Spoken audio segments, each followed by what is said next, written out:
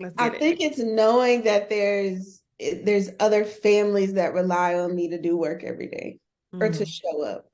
And so, in the beginning, it was maybe just me and my husband, or maybe just me and my husband and one driver. But even mhm. then, it's like, if I don't get up and make this business, continue to move, make sure everything's running smoothly, then this takes, money out of someone else's household. And so that's just Mm. it's honestly a ripple effect of how I've started looking at it like, okay, well, yeah, you could not show up today, but who else is going to suffer from you not?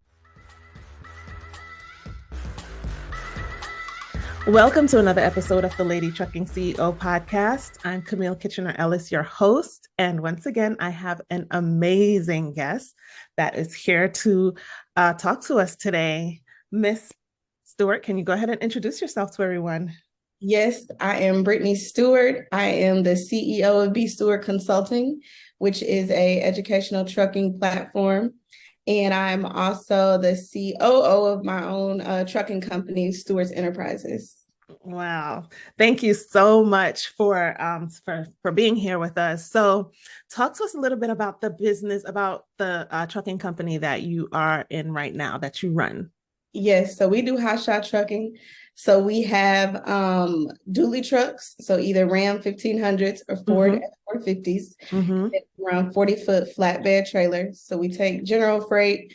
We really specialize in oversized loads. So anything that's wide Mm. is what we really go after in our business right now. Okay. So for those who may not know, what is a hot shot truck? So it's basically just a smaller setup of your regular 18-wheeler flatbed. Um, Mm-hmm. again, we have 40 feet of deck space and we can scale about 16 to 18,000 pounds. Okay. Uh, my reasoning for going into hot shot was maintenance was cheaper. Fuel, Okay. you have better fuel mileage. And just the overall, like I said, just a smaller scale. We do the same things. We can carry the same type of commodities, just a different weight class. Got it. Okay. And so how long have you been doing hot shot trucking? So this is year 4. Mm, So since okay. 2019, yes. And I know you've been in the trucking industry for some time before you started your own thing. Talk a little bit about that. Yeah, so I graduated from college in 2012 with a bachelor's in criminal justice Mm-hmm. because I thought I was going to be some type of lawyer, Wow. probation officer, something. Mm-hmm. I found a job right out of school in social work for about 6 months. And then there was a job posting at Union Pacific Railroad. Now, like Mm-hmm. back home in Nebraska, it's like one of the major companies you could work for, Right. great benefits, good retirement. And I just was like, okay, I'm like 23 at the time, like I'm really not interested in this job. But I went ahead and applied. And so I was a crew dispatcher for a little bit, meaning that I would call the crews and set them on the specific trains to go to work. I Mm-hmm. worked in the billing department. I worked in customer service, did the paperwork.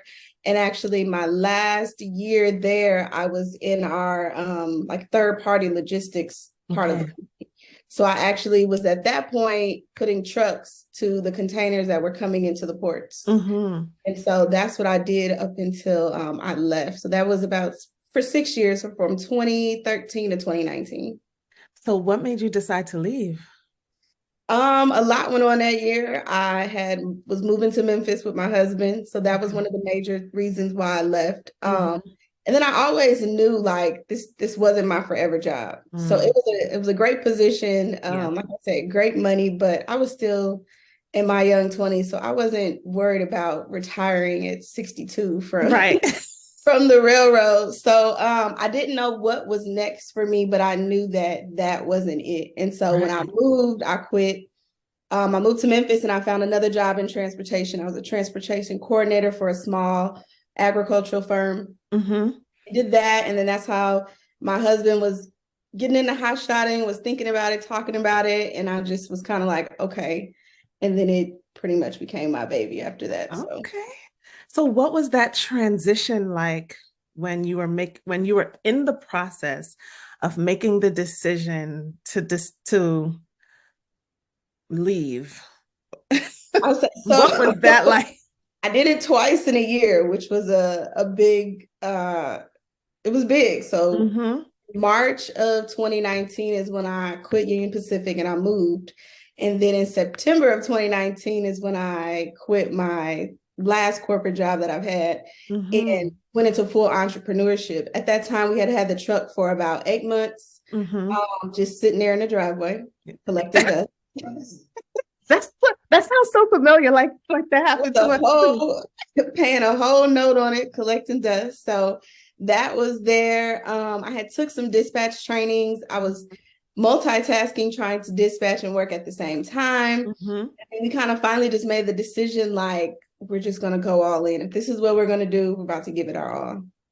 So Okay. the transition was, it was different because I was used to, I mean, for the past 6 years, as an adult, I was used to Mm-hmm. getting paid either, Mm-hmm. every 2 weeks, once a month. I knew a check was coming in. So to not have that was a major, Yeah. major transition. Yeah, it sure is. And like I remember when I was that reminds me so much of when I was leaving, making the decision to leave the government job of, teacher with the benefits and the everything else. And you're just Everything. like, oh God, is this something that I really, it's What am just I doing? it could be really It nerve-wracking, can. It can. It can. what kind of mindset did you have to cultivate like in order to actually take the step? Because I feel like a lot of people want to take the step, but they're so afraid because of the unknown, Yeah, it's really the unknown. I think for me, it was more so like I knew I didn't want to work for anybody else. Mm, So it was like I have to go all in for myself. Again, like, you said you worked for the government. I worked for a huge corporation for mm, years and I gave them my all for 6 years. So I'm like, well, if I can mm-hmm. do this, and show up here every day and work this many hours or be on call, then I can go do it for myself as well. Yeah, 100%. You're so right. And like, have you, since you've done that, what has been the most challenging thing that you faced? I would say like just inconsistency again, because entrepreneurship is not a check that you're going to collect every Friday Exactly. or the 30th or the 1st. I think that's been my major like transition, and still even now 4 years later it gets difficult. A truck Yeah. could be down on this side, or all the trucks could be down, or Mm-hmm. truck could be down Mm-hmm. and somebody on vacation. Just multiple things can happen. And in the consulting side, you may have a new client come in today, you may have nobody today. So Mm-hmm. just I think it does take a lot of self, I don't even know the word for it. It's your mindset for sure, and just Mm-hmm. believing in yourself, if nothing else. Yeah. We can't control what our customers, people, employees do, but as long as you show up every day for you, that's how you end up making things happen. So true. So true. So let's go back a little bit. What was growing up like for you? Growing up, both of my parents actually had Class A CDLs. Okay. So my dad had been a truck driver all my life. So I was around trucks, transportation, but I never thought it would be something that I would then get into. Mhm. But grew up with both parents in Nebraska. Oh, wow. Very family oriented. So, and then they pushed me to go to college. So it was college, first generation college student. So for them, it was like, my child is going to go to college. I'm like, sure, I guess. That was the only option. It was go to college, get a job, and then, you make money. Right. Again, I just was like, that just doesn't sound like something I want to do. Mm. But like I said, child life was pretty good. Just very family oriented. So our family is very tight knit, traveled a little bit here and there. My parents also kind of dibbled and dabbled into entrepreneurship. I've seen Okay. them in different ways, but Mhm. I don't think they found anything they were truly passionate about, during Mm. that Mhm. time. Mhm. And then for them again, it was like, okay, well, I'm just gonna go back to work because Okay. this So is they were both working for companies at the time, and yep, pretty much. Okay. yep. Wow. So for me to go all in, everybody was looking like, what are you doing? What is this? Yeah. What's she But doing? what is she Where's doing? this? Where are you going with this? No one has done this before. So where Oh do you my think that you're gosh. doing? So Oh that my was it was goodness. interesting. Hey guys, I know you're enjoying the episode, but if you have not yet liked this video or subscribed to this channel, please stop for a moment, hit the like button, hit the subscribe button, and the notification bell so that you will be notified every time we drop a new episode. Let's get back to the show. Wow. So as far as, was there a defining moment for you in your business that made you that like just changed the direction of where you were going, like that moment where you're like, you know what, this is what we're gonna do, or we're gonna shift? Yeah, I think the first couple years were rough just because I tell people all the time I was winging it. I Mm-hmm. didn't have a full background in trucking. So Mm-hmm. railroad transportation, trucking is totally different. Mm-hmm. A lot of things are the same, just policies and behind the scenes, but it's still a lot different on the forefront. Yeah. So after running a truck one for 15 months, we went and bought two more. Me and Okay. my husband. So after we bought two more, that was a whirlwind of who knows what. Couldn't find drivers. We were still in the middle of a pandemic. Mm-hmm. Went on the road with my dad for about 2 weeks. My husband is still working a full-time job at this point. We Mm-hmm. finally get all three trucks on the road, and then it's like mechanical problem, issue. So about, I want to say fall of 2021 is when we finally we had tried to do our lease to own program before, and it just Mm-hmm. was never working. And again, we had no real blueprint of what that looked like. Right. So at that time, it was like, okay, we got to make this work because we've came out of pocket so much money. Girl. You're purchasing more trucks, thinking you're going to make more money, but came out of pocket a lot in maintenance. And so that was a Mm-hmm. real defining moment to like, if we're going to continue on this, not give up, still stay in it, we have to switch the practices over to where full responsibility of everything doesn't fall on us. Mm. So you guys started hiring staff? Yeah, so we started hiring. So we were already doing like 1099 contractors for our Okay. drivers, but then we started hiring drivers who also had their own equipment. And so Okay. they come to us with their own truck and trailer, run under our authority. Now they're responsible for fuel and maintenance, any costs, with their Mm-hmm. equipment. And then we get a percentage off of what they gross. Okay. So how did you vet those carriers? Because authority is like gold. Like It's hard. It still is hard. It's like I always say, I try to make sure that both of us kind of talk to them just to get a mm, feel. Those initial conversations mean a lot too, because if you're not very responsive in the beginning, I've that's learned that you're true. not going to be responsive once you get on the road. Once you So, have this however thousands of dollars worth of load on equipment. you. Yeah, and then I'm, insuring your equipment plus you as a driver plus this cargo. So, Mm, um, it makes it a little bit difficult, but just talking to them multiple times. We also have them come here to Dallas once we're okay. all ready to go, and just that final like in-person meet of okay, Hmm. this is gonna work. Okay. Um, but I mean, we've had some bad apples too, and those happen, but the good Okay. outweighs the bad in it. So it's kind of giving people a chance in that sense too, because a lot of people don't want the paperwork or the back Mm, office part of yeah. running a Yeah. business, Hmm. but they still want to run a business or learn how it operates. And so they get the best of both worlds in that. What was the worst experience that you had when it comes to hiring someone like a carrier that and you're just like, oh my God.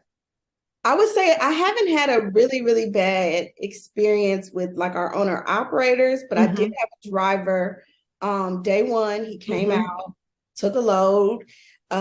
His experience was there, credentials were there, everything. Thought it was going to be a great fit. He had an oversized load, the very first one, and he decides that he wants to go home. So he takes the wrong route, gets pulled over by the state troopers because you're on the wrong route. This is not the permitted route. Gets a fine Okay. and then says, I quit. Like, wait a minute. So you're quitting because you didn't follow the rules Wow. mid load. And so um, at that point, I had to fly in. My dad had to fly in. We had to retrieve the equipment, then finish it out at that Right. point Right. because there's no way we can just leave it there or trust you to even finish it out. Exactly. So for oversized loads, there is a specific route that you have to take, and you Yes. can't go. off route. Nope, you can't veer off. So we have to, once we get an oversized load, we have to put in permits for each states that we're traveling through. And so at that point, you literally, I thought I had some too. You literally, they print it out, or you print it out, and you literally have to follow like line by line instructions, or this highway to this highway. So it's really like your old school MapQuest. So I remember when we used to travel. Yes. As a kid, we would print off, MapQuest literally in the car, like, okay, turn right. I remember those. So it's the same thing pretty much.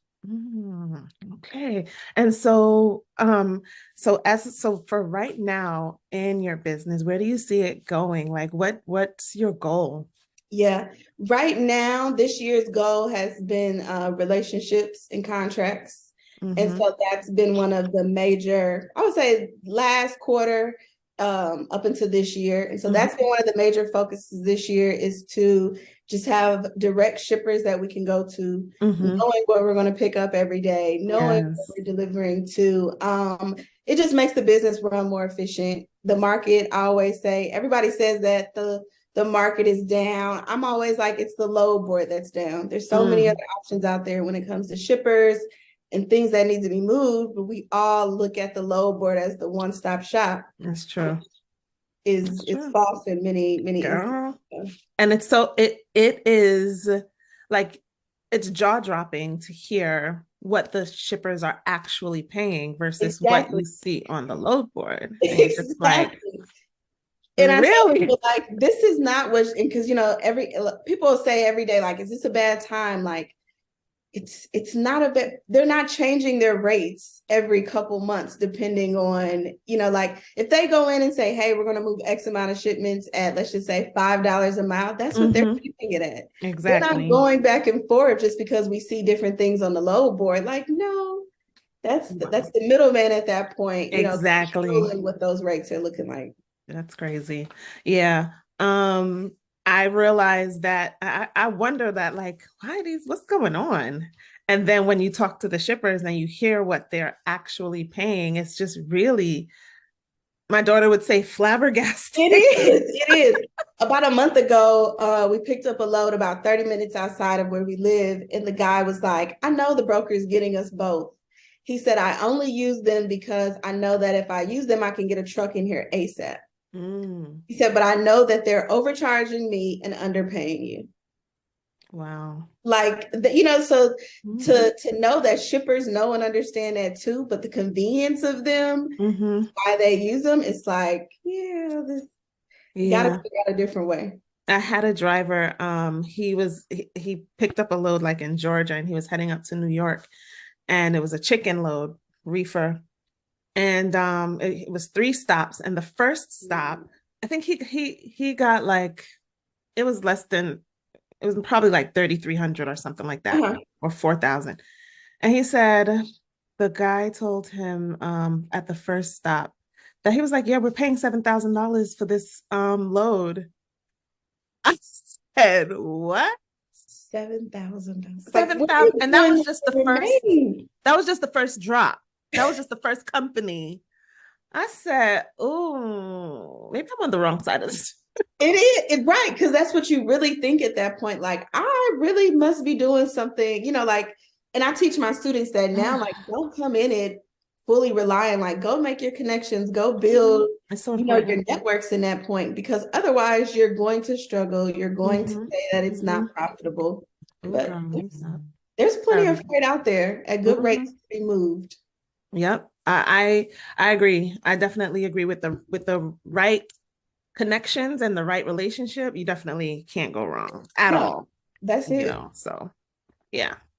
Okay. So as far as taking care of, because I know that as human beings, like, it's so important for us to show up like fully present every day, and like, because you have to serve your clients, and you have to serve the carriers, and you have to give. So like, where's your source? Like, where do you get the strength or the the will to just get up and keep going? Yeah, some days you gotta fight to find it. Yeah, like, how, when you, if there's a day when you wake up, you're like, oh God, I just can't, but I have to. Like, where do you find that to get up and like, you know I, what? Let's I get it. think it's knowing that there's other families that rely on me to do work every day or to Mm-hmm. show up. And so, in the beginning, it was maybe just me and my husband, or maybe just me and my husband and one driver. But even Mm-hmm. then, it's like, if I don't get up and make this business, continue to move, make sure everything's running smoothly, then this takes, money out of someone else's household. And so that's Mm-hmm. just it's honestly a ripple effect of how I've started looking at it like, okay, well, yeah, you could not show up today, but who else is going to suffer from you Yeah, not showing that's so true. That's a really great perspective to have. up? And then Because it's So then when you think like, okay, well, I have these people, outside of my initial family that I know relies on me, like there's yeah, multiple other ones too that I have to make sure that I show up for. yeah. So that always kind of brings me back. But there are those days where you just have to dig deep and find it and just, continue to push through. I'll also look back at like where we've started at or where I came from and like, Mm-hmm. I got here. So, I got here doing whatever I did the past 4 years. So if I keep on with that and improve, certain things, then it can only continue to get better and grow. Absolutely, absolutely. And so when, as far as shoot, I literally just lost my train of thought. I had a really um don't I'm gonna edit this part You out, but okay? You I okay? girl, what was I about to say again? We was talking about showing up. Yeah, showing up and being present and being fully yourself and like gosh, and I don't I tend not to like I have a loose structure of how I want, Yeah, no, take your but time. I'm just like gosh, dang it. But if you were to say if there was like three tips or three things that you would say for someone who is thinking of getting into hotshot trucking or getting into the trucking industry, what are three simple steps that you would say, look, this is what you're going to have to consider as an entrepreneur, as a person that's going to be doing hotshot trucking? These three things you need to start with. Yeah, I would say one, just knowing that you literally have to give your business your all, especially in the beginning. I would say giving it your all and being hands-on, Mm-hmm. because um you can't allow, certain people, or you can't allow too many people to come in and take control. So those Mm-hmm. beginning stages, just be as hands-on as you can, understand the business. Excuse me, that's key. The second thing I would say would like seek mentorship or Mm-hmm. someone who's actually successful in doing what you're looking to do. And that way you'll get a real perspective of what the industry looks like. I know a Mm-hmm. lot of us, and I started, doing a lot of YouTube research or internet. There wasn't a lot of hotshot trucking 4 years ago as it is Yeah. now. Yeah. So now it's like you really want to choose people that you're looking at that not only give you the good, but give you the bad as well. Because Right. every day is not a great day. Every day is not a day where everybody's making money and there's no breakdowns, there's no mishaps, there's no problems. Like it's not There's real. there's literally always something. If it's not one thing, it's something else. And you're It's just like, not reality. Yeah. And then okay. I would say don't be in a rush to scale. I think Mm. people see, and I think it's just because of the social media era that we live in, that Mm-hmm. this person has 3 and 4 trucks, or this person just bought another one. Like you have to go at your own pace because you Mm. only know what you can handle. That's a bar. That is such a gem right there. Yeah. Hello? So waiting that year and a half, waiting I about don't 15 know. I don't know what just happened. You froze for a minute. Okay. So I know we got some rain you're too. So back, but okay. there was I don't you were saying not to scale too fast. Start from there. Okay. Yep.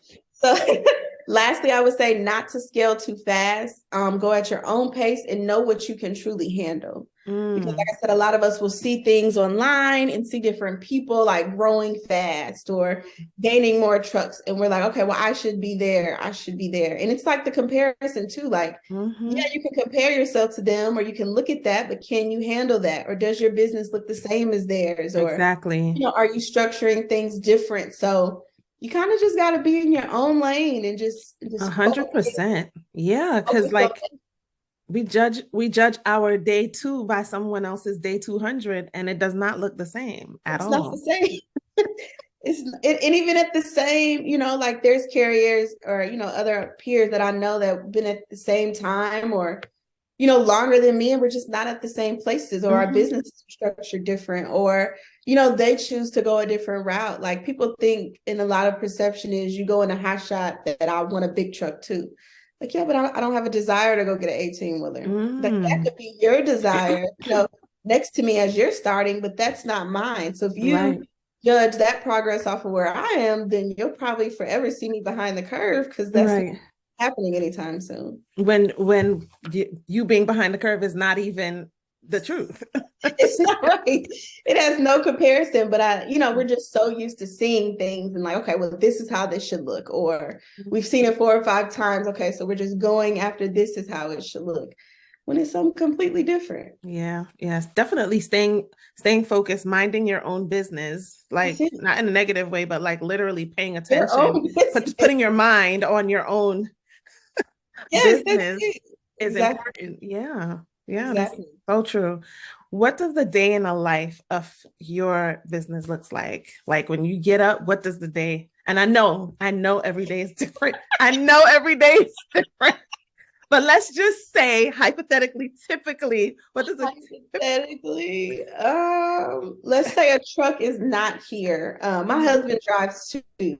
So a lot of times I'll go with him on pickups or small runs, just to keep me informed as well. Because sometimes I'll not go for a while and I'll be like, hold on, let me go. I may be a little rusty. But I usually wake up and make sure, just checking to see kind of where everybody is for the night, from the nighttime, making sure that everybody starts, their clock on time, figuring out who's going where, which loads are they taking, where they're going to be by the end of day.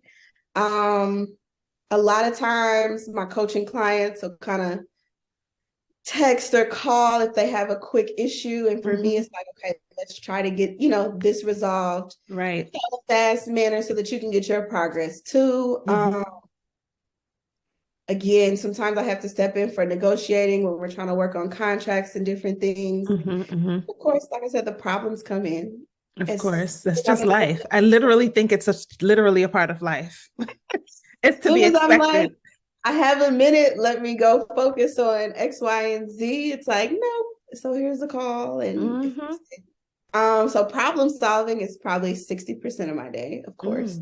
Okay. What's up, guys? I know you're enjoying the video, but please pause for a moment, take a minute to stop and like this video, hit the notification bell, and subscribe to this channel so that you can continue getting value.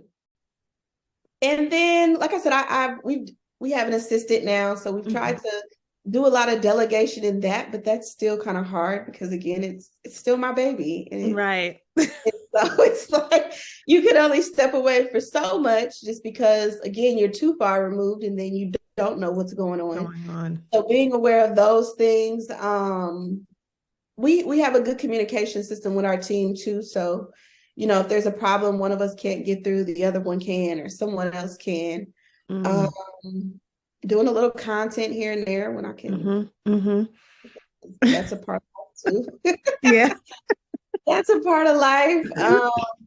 And just also, taking time out for me this year. I've said 2022 was dedicated mainly towards the trucking business, kind of building that up to where it didn't need me 100%. And so now taking that time out for me, because I've also realized, like we talked about earlier, if I'm not good for me, then I can't show up for everybody else. Exactly. That's so important. That's so important. And as women, I think we forget that because we wear so many hats and we have so many roles that we have that we're in, And I don't even think we think twice about it half the time, yeah, that it's we true. have to stop and focus on us, because it's like, let me do this, or you called and need this, or okay, I got this, and this to do later, and we don't take that time out for ourselves, like Yeah.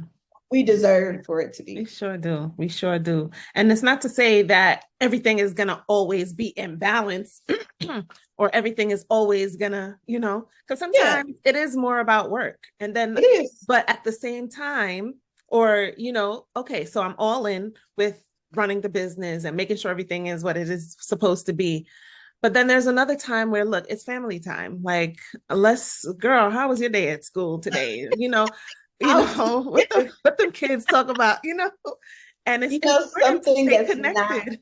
and it's like I say, it takes more out of us to stop and not think about or talk That's so about true. work than it is for us to just go rambling something else off. So it's creating those boundaries too, which I Mm-hmm. think it'll be forever something that we have to work on, Mm. because the work comes, it's second nature, so it's there. Boundaries, what's that? How you do that? I don't know. That's what I said. I'm still working on it. Oh Still my working on goodness. creating those in a sense to where, yeah, like I said, some days it flows, and then some days it doesn't. Yeah, yeah, yeah, yeah. I don't Well, think entrepreneurs realize that though either. That just I, some days just don't go. I agree with you. Yeah, sometimes, especially, I think the idea of entrepreneurship is very sexy. I think that people look at Absolutely. entrepreneurship as, yeah, I'm gonna be my own boss and I'm gonna be making money and I'm gonna be doing this and that, and I don't have to answer to anybody and I don't have to this and that. Ma'am, sir, Are you it sure? Are you sure? entrepreneurship could be a little bit ghetto sometimes. I mean that. Sometimes, I'm just exactly, half the time, it probably is girl. really.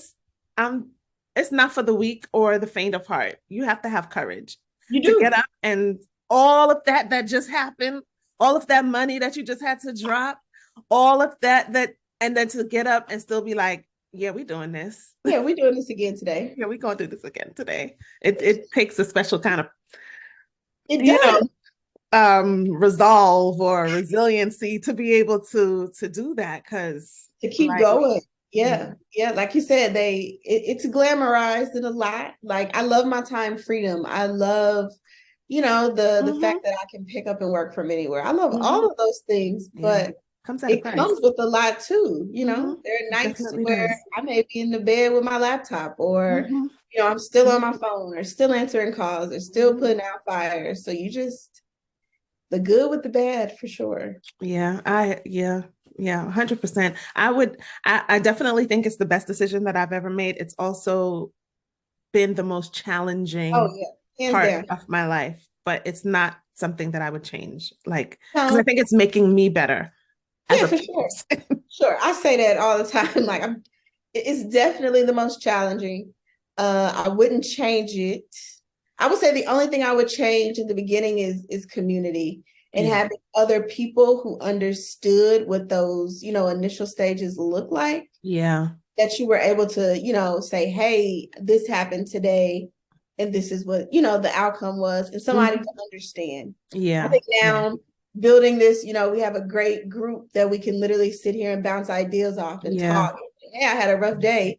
Somebody knows trucking in that world. Hmm. 2, 3 years ago, I was calling, my mom or my friends, and they're listening, but they have no clue what They I'm have talking. no clue what you're going through. They looking at you like, how long? Where you going with this? Like we said, where you going? What's the solution? What happened? Oh, okay, so everything's okay. Okay, great. Like, Yeah. it's just, so I think that's what, if you're gonna hop into it now, like have some people around you who understand what Yeah. that looks like. I'm gonna be honest. When I first, that's the reason why I started this podcast because, girl, I'm coming from early childhood. I don't know nothing about no truck. My husband is a truck driver. He worked for a couple of years with for other companies. Then we made the decision to go ahead and buy a truck. He wanted to do, so we started the company. And yeah, I said so. I what I found myself doing was like the people who I had to call to like get things done, like I had to get the insurance, I had to do all the compliance stuff. I would be asking them questions, and I'm like, this is so unprofessional. This is so, But you I don't even know. have to, because otherwise, like it's really a foreign world. It is. It is. It's a whole different, it's a completely different ball game altogether. And, they would say things that I had no idea what they were talking about. Like, None. you know, so it's just What crazy. is that? What form do you need? So Yeah, it, exactly. yeah, like if you're gonna do it now, then find you some people who are doing the same thing that you can call Hmm. on for support, that you can, vent to, that understands you and what you're going through, because that helps out a lot. It really does. It really does. The community piece of it is so important because that's what feeds our soul. I feel like Yeah, that's what helps us to know that, okay, you. girl, it's not just me. It's okay. So you went through that too? Okay, Exactly. that Mhm. makes sense. Or Or like even to get ideas of like, oh, I could do that. Or, didn't think of that, or what does that look like? So yeah, it's like I said, it's its own little world. We're really in our own little world, and you can either be by yourself and feel like you're isolated, in this world of maneuvering through. Hmm. Find community. Like I've done it alone, and you shouldn't. I think that's just why the thing I tell people, like you don't have to. You don't have to Mm. go through the journey by yourself. So, so true. So true.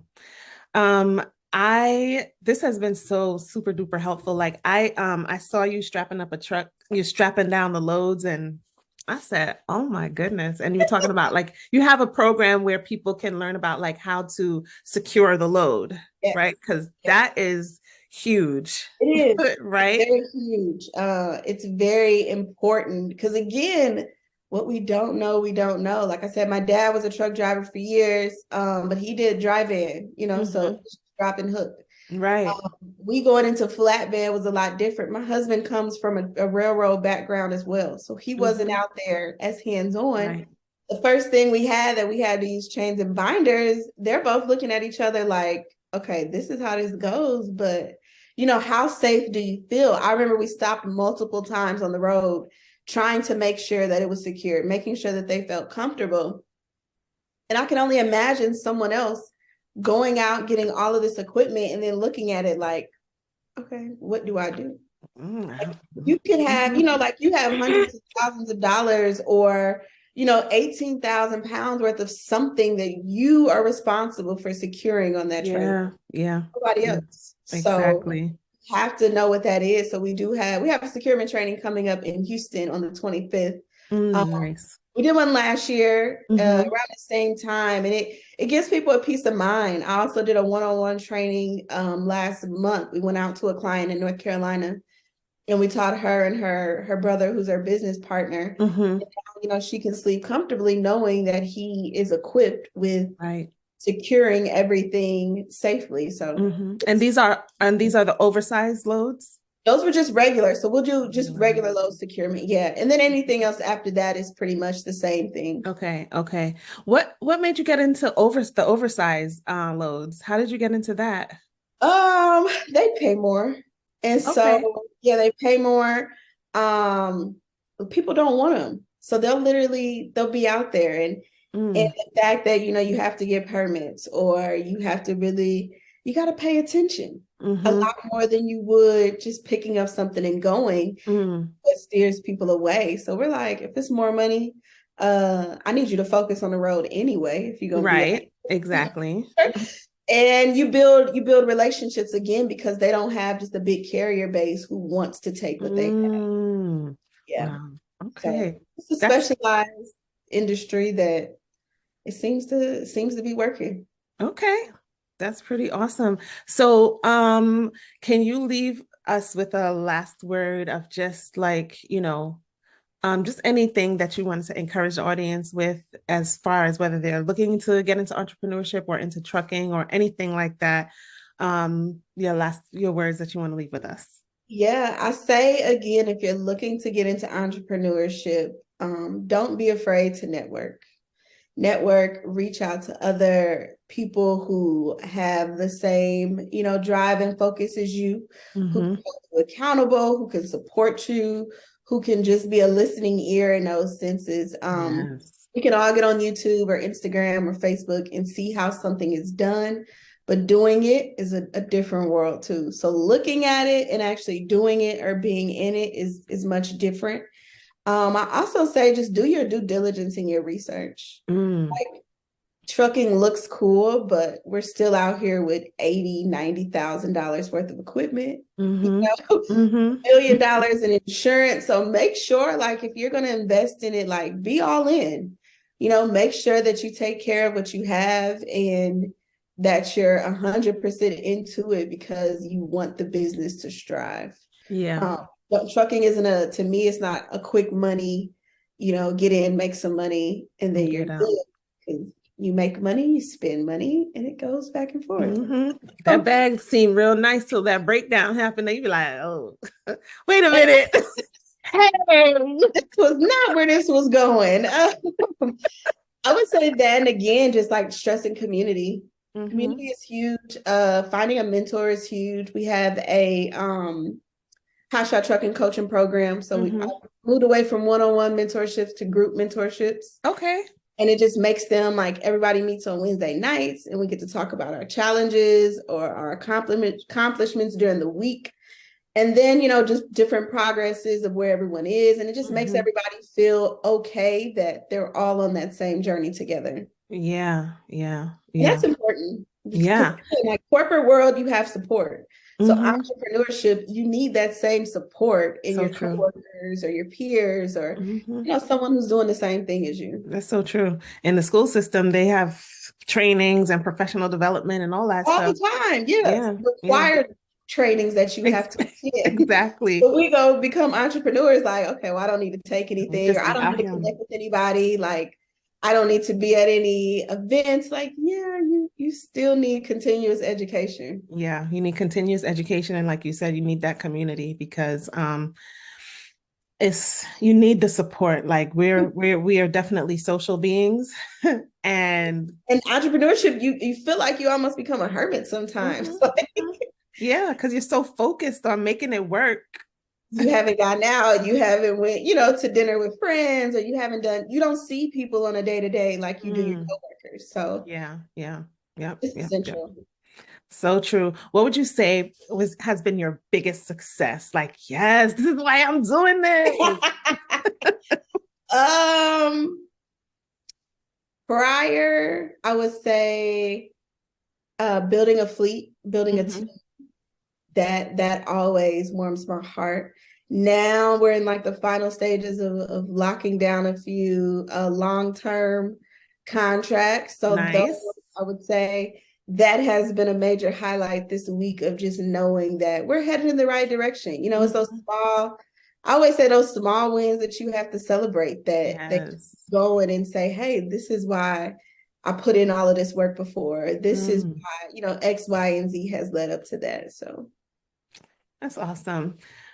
Brittany, thank you so much for taking the time to talk with us today. How can people get in touch with you if they want to be mentored or if they want to take your coaching program?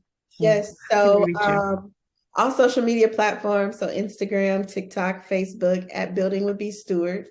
And then the inner circle is my coaching program, and those can be found on there, consultations, work one-on-one. So social media is probably the best way to Okay. find. I had Okay. a website. No one really used it. They don't drive. Yeah.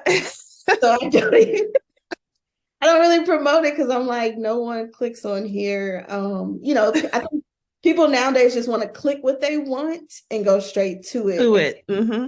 yeah, so the social media platforms is where you can find me for education, kind of just real life of what goes on from day to day. That's amazing. Thank you so much for all that you've done and all that you do to really educate people in this space, because it is so needed. And then, like, with securing the load and the hot shot trucking and everything else, the community part of it is just invaluable. Thank you so much for your time and all the gems that you dropped for Thank us today. I you had a blast for talking to having you. me. I appreciate it. You guys for listening to the Lady Trucking CEO podcast, and we will see you guys next time.